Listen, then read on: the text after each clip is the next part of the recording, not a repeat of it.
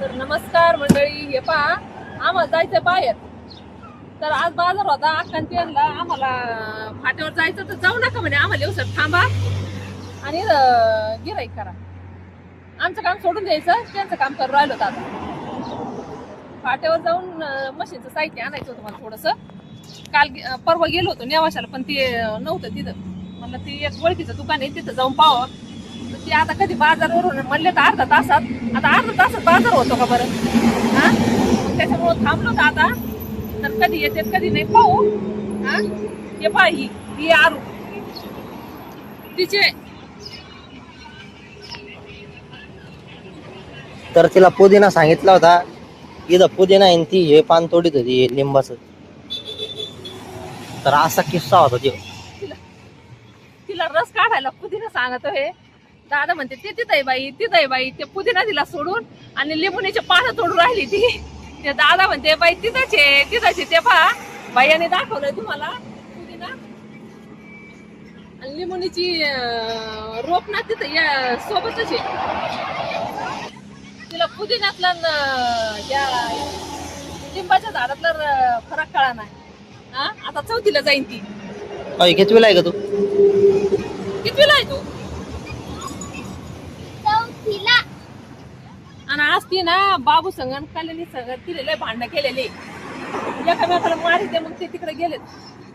तिच्या मम्मीने झोपी घातलाय तिला. आणि ही तर कुदळत, ही खुदाळाची इथं फोन पाहती. हा, फोन कशी पाहती, एकटा फोन पाहती. तिथं तोंड आणायला पाहिजे. पहा किती लांब धरलाय फोन तिने. तोंड आणलं? हा?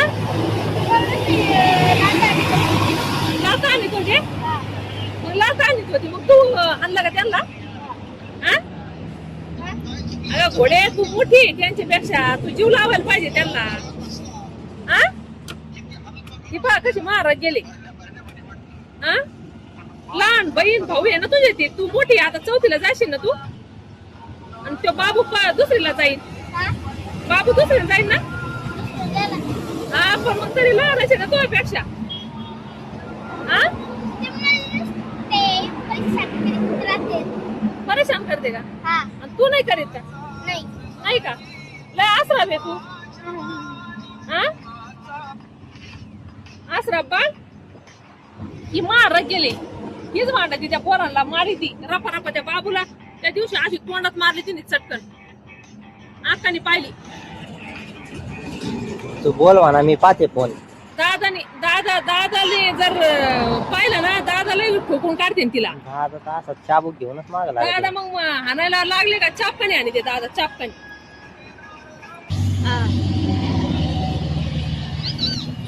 आरो बसली उलट तोंड करून स्कूटीवर.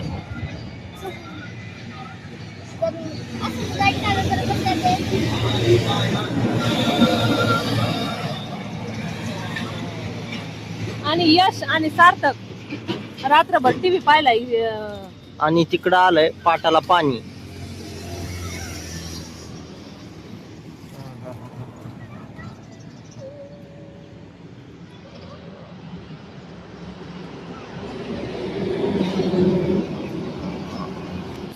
तर यशने रात्रभर टीव्ही पाहिलेली आणि आता झोपलेला आहे.